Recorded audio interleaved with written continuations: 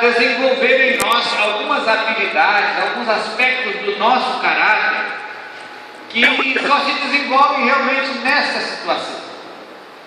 Meu pai trabalhava com cobre, ele fazia tachos de cobre, e o tacho era tipo uma bacia com aquelas alças para segurar. O pessoal da roça usava muito para fritar porco, fazer cozinhar coisas assim na fornalha lá fora. E então fazia o tacho e tinha que fazer um dibrum na aba do tacho para embutir aquilo. Então tinha que malhar o ferro ali, tinha que pôr a alça que era feita de ferro, aquilo no fogo, batia, amassava, furava. E eu conheci bastante desse trabalho aí de modelação de ferro e do cobre feito a martelo. E às vezes eu penso que Deus vai trabalhar a gente, de vez em quando tem que pôr a gente no fogo, tem que dar umas marteladas para poder moldar a gente do jeito que Ele quer. Então as crises, elas não vêm para destruir você, elas vêm para te moldar, para te preparar, para fazer de você uma pessoa mais útil nas mãos de Deus. Amém, querido? Aleluia. Então vira para o seu irmão mais uma vez e fala para ele assim: se você está passando por dificuldades, entenda isso como um treinamento de Deus. Amém? Passando por lutas, entender como treinamento do Senhor. Nossa, aperfeiçoamento. A passagem bíblica que vai servir de base para a nossa meditação está em segundo livro de Samuel, capítulo 23, versículos 8 a 17, e diz assim: esses são os nomes dos principais guerreiros de Davi. Jabezão, um taquimonita, chefe dos 3 guerreiros principais, numa ocasião, com uma lança, enfrentou 800 homens numa mesma batalha e os matou. Eu queria que você lesse de novo comigo o que esse homem fez, amém? Vamos lá? Enfrentou 800 homens numa mesma batalha e os matou. Com o quê? Ele tinha uma bomba atômica, não? Ele tinha uma lança. Preste atenção. Versículo 9. Depois dele, Eliasar, filho do Auíta Dodô. Ele era um dos 3 principais guerreiros e esteve com Davi quando os filisteus se reuniram em paz para a batalha. Os israelitas recuaram, mas ele manteve a sua posição e feriu os filisteus até a sua mão ficar dormente e grudar na espada. Preste atenção nisso. O camarada lutou, deu uma cãibra na mão dele, a briga acabou e a espada não saía da mão, porque a mão não abria mais de tanto que ficou segurando aquela espada para lutar contra um exército.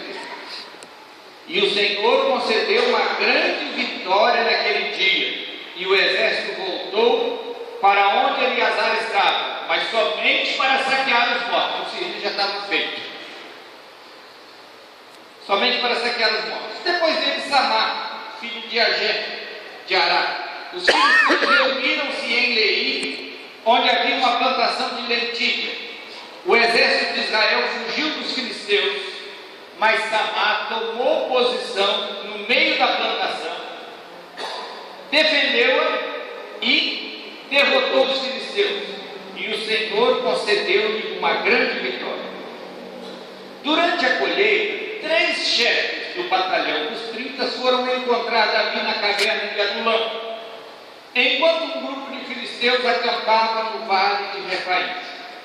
Estando Davi nessa fortaleza e o destacamento filisteu em Belém, Davi expressou este forte desejo: quem me dera me trouxessem água da cisterna da porta de Belém. Então aqueles 3 atravessaram o acampamento filisteu, tiraram a água da cisterna e a trouxeram a Davi, mas ele se recusou a beber. Em vez disso, derramou-a como uma oferta ao Senhor e disse: o Senhor me livre de beber dessa água. Seria como beber o sangue dos que arriscaram a vida para trazê-la. E Davi não bebeu daquela água. Foram esses os feitos dos 3 principais guerreiros. Aleluia. Agora eu queria que você perguntasse o nome da pessoa que está ao seu lado, se você não souber. Pergunte para ele. Se apresente agora para a pessoa que está ao seu lado. O meu nome é Fulano. José Maria. Nome Wagner. Agora você vai oferecer, vai fazer uma oferta para essa pessoa que está ao seu lado. Pergunta para ele, você gostaria de trocar o seu nome? Teu nome? Você gostaria, se for homem, você gostaria de chamar Jabezão? É? Se for mulher, pode Jabezona. trocar para feminino Jabezona. Eliazar? Você gostaria de chamar Eliazar? Eliazar? Você gostaria de se chamar Samar? Samaria? Samaria? Não sei se é Samaria, estou brincando. Queridos, com esses nomes tão básicos, o que será que esses homens fizeram para que depois de mais de 3.000 anos esses nomes ainda fossem mencionados? Algo de extraordinário eles tinham para fazer um nomezinho se tornar um nome que é conhecido 3.000 anos depois e ainda é falado dele. Estes homens, eles fizeram sucesso em tempo de crise. Se eles fossem moles, os nomes teriam morrido com ele na batalha. Mas como eles foram guerreiros, e guerreiros valentes, eles fizeram sucesso em tempo de crise e perpetuaram o seu nome. Aleluia. Para fazer sucesso em tempo de crise, você precisa de sabedoria e precisa de coragem para enfrentar os desafios. Foi esse o caso de Jabezão. Nós vemos que Jabezão, o Tacmonico, versículo 8, chefe dos 3 guerreiros principais, numa ocasião com uma lança, enfrentou 800 homens numa mesma batalha e os matou. Não é algo normal alguém enfrentar 800 homens e vencê-los. Isso não acontece todo dia. É algo extraordinário. Mas pode acontecer num momento ou outro, quando Deus assim dirigir. Não é todo dia que vem lutas que estão além daquilo que seria normal você vencer. Mas de vez em quando pode vir. E a intenção de Deus é sempre te dar um escape para que você saia vitorioso da batalha. Amém? Diz a Bíblia: não veio sobre vós nenhuma tentação senão humana, mas fiel é Deus, o qual não permitirá que sejais tentados acima do que podeis, antes com a tentação dará também um escape para que a possais suportar. A palavra de Deus diz isso. Deus não manda fardo maior do que a tua força. Deus não manda luta maior do que a sua possibilidade. Há um filtro em Deus. Aleluia. Nós vemos isso quando Satanás tenta encontrar uma oportunidade de provocar Jó. E Deus fala: pode ir até aqui, mas não mexe no seu corpo. Aleluia. Depois Deus diz: pode mexer no corpo, mas deixa ele vir. E Deus protege os seus servos, dando provas, mas dando forças para vencê-los. Aleluia. Papai. Jabezão, ele enfrentou 800 homens. Nem sempre você vai enfrentar crises extremas, mas pode acontecer numa ocasião. Como você vai reagir na crise extrema?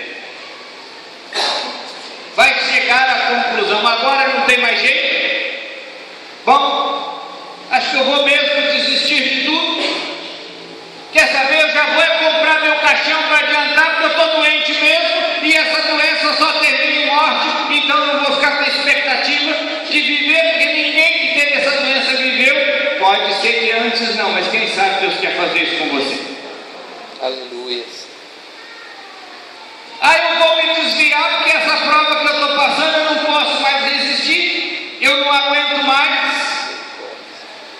Ou você vai encontrar forças em Deus para fazer o impossível acontecer. Como é o Deus que você serve? Quando é que o seu Deus sofre uma derrota? Quem foi que te falou para desistir? Para qual relógio você está olhando? De Deus ou do seu adversário? Porque no relógio do adversário está escrito o tempo todo que você olha, desiste, passou da hora, já era. Mas o de Deus diz: persevera, continue firme, não temas, crê somente. A notícia chegou para o Jairo: não adianta mais, tua filha morreu. E Jesus falou: não tenha medo, continue crendo. No relógio de Deus ainda está escrito, Filipenses 1,6: estou convencido de que aquele que começou boa obra em vocês vai completá-la até o dia de Cristo. No relógio de Deus ainda está escrito: sei em quem tenho crido e estou bem certo de que Ele é poderoso para guardar o meu depósito até aquele dia. Não é hora de fugir, não é hora de recuar, mas é hora de enfrentar os desafios com sabedoria e com coragem. E Tiago nos diz: se alguém tem falta de sabedoria, peça a Deus, que a todos dá liberalmente e ser-lhe-á dada, e não censura. Peça, porém, com fé, não duvidando, porque aquele que duvida é semelhante ao homem que olha no espelho e logo esquece como é o seu próprio rosto. E em que circunstância Tiago está recomendando a pedir sabedoria? Ele começa o texto dizendo: meus irmãos, tem por motivo de grande gozo passarmos por várias provações, sabendo que a provação da vossa fé produz a perseverança. Sabedoria é necessária na ocasião de crise. Ser sábio para ficar debatendo polêmica, tem muita gente. Mas essa sabedoria é útil quando você está enfrentando situações difíceis. E então ali Deus te dá graça para superar, para encontrar a saída, para encontrar a resposta. Não é hora de mudar de igreja, procurando uma onde seja exigido menos do que a vinho novo. Deus está te dando desafios porque Ele quer que você cresça. Mas o pastor está falando que tem que ganhar algo, e eu estou cansado de ver cadeira vazia do meu lado, e o pastor pedindo para orar para chegar mais um, e eu não consigo trazer ninguém. Então ora um pouco mais, você vai conseguir, amém, querido? Aleluia. Trazer galardão para você. Glória a Deus. Aleluia. É hora de avançar, é hora de conquistar. Jesus morreu por uma multidão que está lá fora, não apenas por um pinguim que estão dentro das nossas igrejas. Irmãos, eu digo pinguim porque diz Mauá tem quase 500 mil pessoas. Verdade. E diz que a população evangélica de Mauá é em torno de 30%, 5 vezes 3, 15, seria 150 mil crentes em Mauá. Eu digo que isso é pinguim, sabe por quê? Jesus morreu por todos. Verdade. Ninguém precisa ir para o inferno. Deus não quer que nenhum se perca. Aleluia. E eu pergunto: você acredita que esses 150 mil que se diz evangélicos, todos são verdadeiramente evangélicos, tendo certeza de salvação e tendo boa orientação na palavra? Muitos não. Muitos têm nome na igreja, mas estão com o pé no mundo. Verdade ou não é? Então nós precisamos conquistar esta cidade para Jesus. Aleluia. Não é hora de dizer: ah, pastor, está difícil. Nunca foi fácil. Nunca foi fácil. Mas onde tem homens e mulheres de Deus dispostos a se prostrar diante de Deus em oração e a fazer o trabalho que tem que ser feito, Deus honra. Aleluia. Não é fácil vencer 800 homens com uma lança sozinho, mas quando a pessoa se dispõe a fazer, Deus faz milagre. Aleluia. Não é fácil ganhar a família para Jesus, mas quando a gente decide, Deus apoia, aprova e faz acontecer. Aleluia. E nós cremos, Deus quer toda a família dos membros da Vinho Novo aqui com os irmãos, Aleluia. servindo a Deus junto. Aleluia. Para você fazer sucesso em tempo de crise, você precisa perseverar ao extremo. Eleazar é o segundo caso que nós vamos olhar aqui, versículo 9 e 10, diz assim: depois dele, Eleazar, filho do Auíta Dodô, ele era um dos 3 principais guerreiros, e esteve com Davi quando os filisteus reuniram em Paz-Damim para a batalha. Os israelitas recuaram, mas ele manteve a sua posição e feriu os filisteus, até a sua mão ficar dormente e grudar na espada. O Senhor concedeu uma grande vitória a Israel naquele dia, e o exército voltou para onde Eleazar estava, mas somente para saquear os montes. Eleazar perseverou ao extremo. Ele feriu os filisteus até a sua mão ficar dormente e grudar na espada. Pequenas atitudes nos preparam para grandes realizações. Eleazar era um dos 3 principais auxiliares de Davi. Ele andava sempre ao lado de Davi. Ele estava com Davi quando as coisas ficaram difíceis para Davi. Ele aprendeu por observar Davi que não é desistindo e fugindo que se conquista a vitória, mas é perseverando em fé. Aleluia. Muita coisa que você tem que aprender na vida, você não precisa passar por elas para aprender. Você pode aprender com a experiência de alguém que você está ao lado. Amém, querido? Eleazar estava aprendendo com Davi, ele era companheiro. Vou contar um segredo para vocês. Quem sonha em ser pastor, começa a carregar a bolsa do pastor Wagner. Você anda com bolsa? De vez em quando. De vez em quando. Então, quando ele estiver com bolsa, pega a bolsa dele para carregar. Né? Por quê? Tem que estar ao lado. Tem que estar junto. Vai carregar o pastor mesmo. Porque é andando junto que a gente aprende e recebe tudo aquilo que Deus tem para a vida da gente. Aleluia. Queridos, é muito precioso isso. Se a gente anda junto, a gente recebe. Provavelmente Eleazar conhecia bem a história de quando Davi chegou a Ziclag e percebeu que os amalequitas tinham incendiado a cidade, tinham levado todos os habitantes de Ziclag, que eram o povo de Davi, tinham levado embora, tinham levado ovelhas, gado todo, as mulheres tinham sido levadas cativas, as crianças, a cidade tinha sido queimada a fogo, e ele sabia como Davi e os seus homens choraram perante o Senhor ali, diante daquela tristeza que enfrentaram. O próprio povo de Davi falava em apedrejar Davi, porque as coisas são assim: se o pastor está acertando, está sendo aplaudido, mas se alguma coisa der errado, a primeira coisa é apedrejar esse pastor. Aqui não, amém? Nem lá na Sal da Terra também não. Mas é um hábito do povo, o povo quer sucesso. Se a coisa sai errada, então a primeira coisa é apedrejar o líder. E pensaram em fazer isso com o Davi.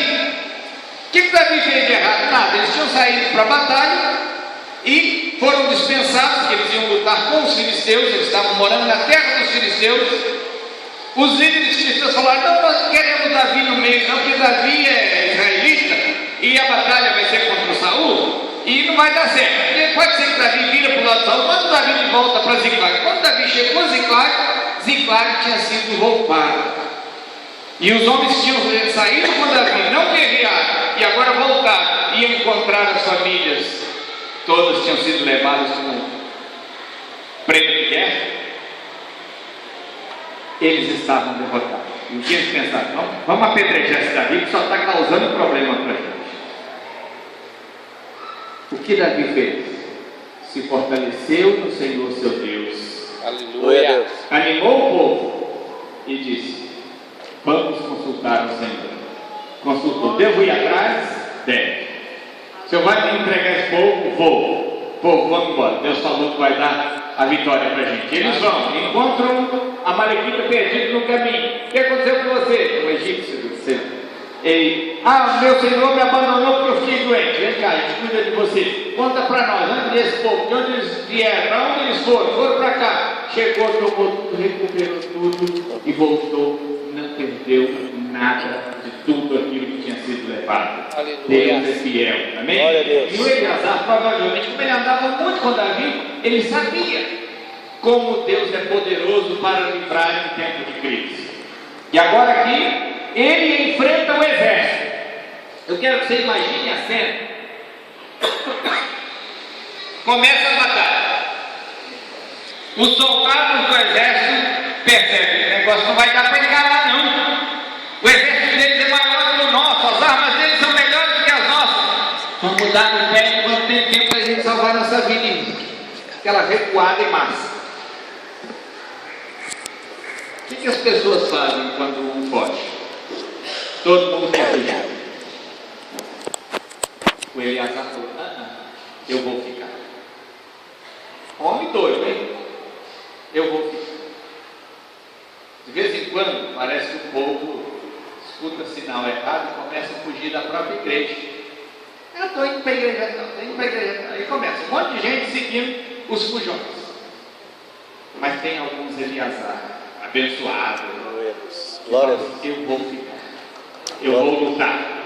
Sabe o que acontece? Essas pessoas vão crescer muito. Aleluia. E Deus vai dar uma grande vitória. Aleluia. Porque ela aprendeu a perseverar ao extremo.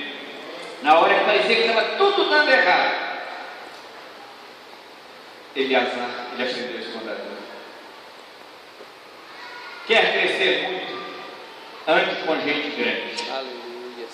Quer aprender? Ande com pessoas sábias. Quer aprender perseverança? Ande com pessoas perseverantes.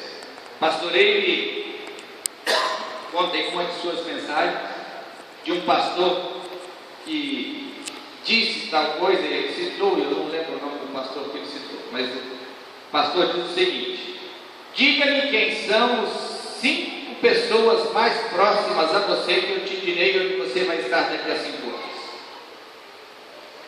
Você escolhe o tipo de pessoa que vai servir de inspiração para a sua vida e traz elas para perto de você ou corre para perto delas. Amém? Aleluia. Se você anda com gente que só vê derrota, você vai ver a derrota.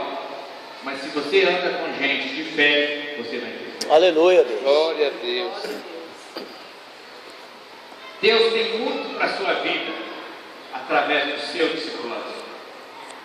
Seu discipulador não precisa ser a pessoa com a melhor formação acadêmica do mundo, mas Deus tem escolhido a pessoa com as melhores qualidades espirituais para abençoar a sua vida.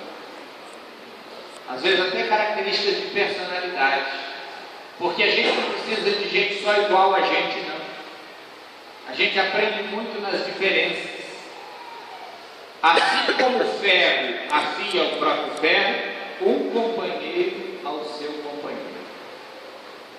De vez em quando, lá em casa, eu passo a faca na lima, e uma é de um jeito e outra é do outro. As duas são de aço, mas a lima deixa a faca do jeito que eu quero. Amém, queridos? Sim. Às vezes o discipulador não é aquilo que você gostaria de ele gostar. Ele é uma lima na tua vida, mas essa lima vai fazer você ficar com um corte afiado, pronto para ser grandemente usado por Deus. Amém? Aleluia. Eleazar andava com Davi. Eleazar, ele aprendeu muito com Davi. Agora chegou a vez de Eleazar fazer a prova da perseverança. Tem gente que não aprende nada no discipulado por falta de humildade. Pensa que já sabe tudo, porque conhece um pouquinho de Bíblia. E eu quero confessar aqui para os irmãos que, tendo 37 anos de convertido, tendo começado a ler a Bíblia inteira, logo no comecinho da minha conversão, primeira vez que eu li a Bíblia inteira, eu demorei 6 meses para ler a Bíblia inteira. Eu trabalhava em São Paulo e eu ia lendo daqui até a Estação da Luz e voltava lendo da Estação da Luz para cá. Naquela época o trem andava mais vazio e eu trabalhava num horário favorável, não era horário de pico. Então eu li a Bíblia muito rápido. Terminei de ler, bateu aquele orgulho. Agora já sei tudo que a Bíblia diz. Quando alguém falava, vamos abrir nessa passagem, eu já sei. Eu já sei. Eu já sei. E um dia Deus me chamou para ser um missionário. E aí me apresentei para o meu pastor Edson Queiroz, e disse para ele o chamado, e ele falou: você precisa fazer o salto e treinar lá no salto. Eu falei: vou fazer salto, mas eu já sei fazer, já evangelizo, eu já conheço. Vou estudar para cumprir exigência dos homens. E fui para o salto. Cheguei lá no salto sabendo tudo. Saí de lá não sabendo nada. Graças a Deus. Lá eu aprendi que precisava aprender.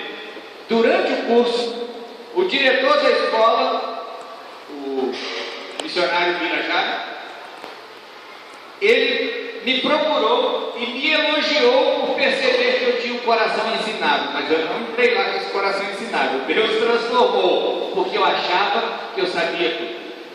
Agora eu sei que eu não sei de nada, quero aprender com os irmãos. Amém? Aleluia. Nós precisamos estar com um coração de aprendiz. Se você tem coração de aprendiz, Deus tem muito para te ensinar. Amém. Glória a Agora, se Deus. você sabe tudo, não tem muita chance para você. Que Deus te dê a oportunidade que eu tive de quebrar o meu orgulho ali, e então eu tenho aprendido. Todo ano eu tenho procurado ler a Bíblia inteira, e cada ano eu tenho aprendido muito na palavra de Deus. E cada vez que eu vejo uma passagem bíblica de novo, aquilo para mim é algo novo, precioso, que Deus vai falar comigo. Aleluia. Precisamos ter o coração aberto. Tem pessoas que ficam se medindo com o seu discipulador, fica se medindo em termos humanos, ainda não aprendeu a ver a mão de Deus sobre o seu discipulador, não aprendeu a honrar. Você só recebe de quem você honra. Se você valoriza a pessoa, você recebe muito dela. Mas se você não valoriza, você não recebe. Mesmo que a pessoa tenha muito para te dar, você não está com o coração aberto, não recebe. Eliasar, ele aprendeu muito com Davi. E quando Deus quis usá-lo naquela tarefa tremenda de sozinho enfrentar um exército, ele sabia que daria certo, porque ele estava sendo um companheiro fiel de Davi, que soube enfrentar Golias, que soube enfrentar aquela situação que ele enfrentou na cidade de Ziclag, que soube enfrentar um líder cruel e ruim como Saul, mantendo um coração humilde e quebrantado e não fugindo do seu líder, no sentido de rejeitá-lo, de falar mal ou de estender a mão contra ele, mas se submetendo, apenas protegendo a vida quando necessário, afastando até que a ira do seu líder passasse. Mas Davi sempre honrou Saul, e depois que Saul morreu, Davi fez questão de procurar todos os descendentes de Saul para honrá-los. Eleazar estava aprendendo isso. Por isso ele podia ser um guerreiro, como foi. Eleazar, ele não desgrudava de Davi. Ele esteve com Davi quando os filisteus se reuniram em Pas-damim para a batalha. Ele esteve nos bons momentos e também nos maus momentos de duras batalhas do seu livro. Verdadeiros companheiros são assim. Estão juntos no churrasco, mas se necessário estão juntos no velório também. Está junto em toda a situação. Não se afasta. Amigos e companheiros só para bons momentos, ninguém precisa, né? Se for só para comer churrasco junto, é fácil, né? Agora a gente às vezes precisa de gente, nós precisamos chorar um pouquinho. Eu convido vocês para vir aqui de madrugada. Nós vamos ter um dia de santa convocação, de jejum, nós vamos orar, nós vamos chorar na presença de Deus. Cadê o povo? Mas quando fala, vai ter churrasco, o povo aparece. Os bons companheiros são aqueles que aparecem para os churrascos, mas aparece também para o jejum. Glória a Deus. Amém? Que aparece para estar em todas as situações. Eleazar aprendeu no discipulado com Davi a não ser um Maria vai com as outras. Desculpem as Marias aí, eu sei que tem muitas irmãs com o nome de Maria, que são preciosíssimas, mas é uma expressão popular, né? Ele sabia seguir a direção de Deus e da liderança. Ele sabia defender uma bandeira. Ele era bem posicionado ao lado da sua liderança. Ele conhecia a história de como Davi apoiou, honrou, foi fiel ao seu discipulador e líder Saul. Mesmo Saul investindo várias vezes contra a vida de Davi, querendo mesmo até tirar a vida dele, Davi se manteve fiel e honrando o seu líder. Eleazar viu tudo isso, e Eleazar perseverou ao extremo. Para você fazer sucesso em tempo de crise, você precisa tomar posição na defesa, como aconteceu com Samar. Versículo 11. Depois dele, Samar. filho de Agé de Ará. Os filisteus reuniram-se em Lei, onde havia uma plantação de lentilho. O exército de Israel fugiu dos filisteus, mas Samá tomou posição no meio da plantação, defendeu-a e derrotou os filisteus. O Senhor concedeu-lhe uma grande vitória.